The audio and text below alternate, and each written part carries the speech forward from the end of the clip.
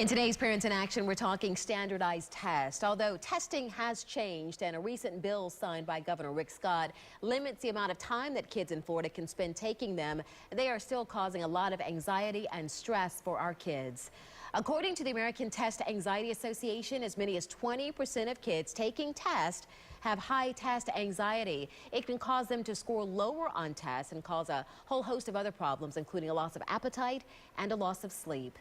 Tampa Bay Parenting Magazine editor Angela Ardolino is here now with some advice for parents to help ease that stress and anxiety and boost your child's scores. Always good to see you. You too. We're talking high stakes test here. You run the risk if you fail these tests of not being promoted to the next grade or not graduating. So the stress here is very real. It is, and kids are so anxious about that. But on top of that, now teachers are really feeling the pressure to make sure their students perform well. So now they have stress from the teachers saying, I need this class to do well, you guys need to do a certain score, or I may lose my job, and things like that. So now we've got teachers putting stress on kids for the wrong reasons. So if you do find out about that your son's or daughter's teacher is saying that, very important to go in and speak to them and let them know this doesn't help them for their test scores.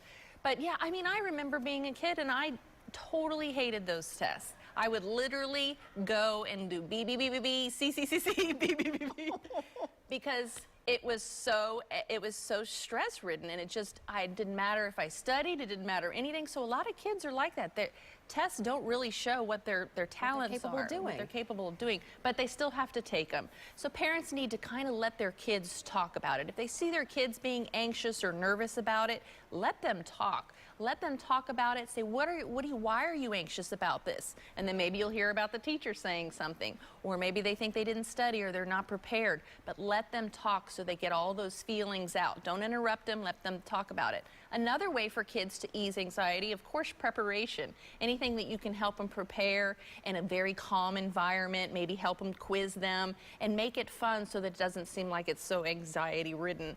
And another thing is have them write down their feelings. Kids being able to write down how they feel or what they're looking forward to really helps them relieve anxiety and get those emotions out, and then you can actually read it and kind of learn where your child is coming from and then help them accordingly. And on the day of the test, also just keep things calm. Don't put any more pressure on them than they need. Exactly. The day of the test, it doesn't do any good to keep on studying or testing. Just relax, have a good breakfast, and make sure that they're ready, that they're calm, that they've gotten enough sleep. And no more pressure on the day of the test. Let them just go in calm and hopefully do a good job. Great advice, Angela. Thanks. Always good to see you. You too. And Angela will be back with us next week. She'll talk about teens and drug use. Very hard topic there. If you missed any of those points or you want to share the information with another parent, just go to abcactionnews.com or Angela's website, tampabayparenting.com.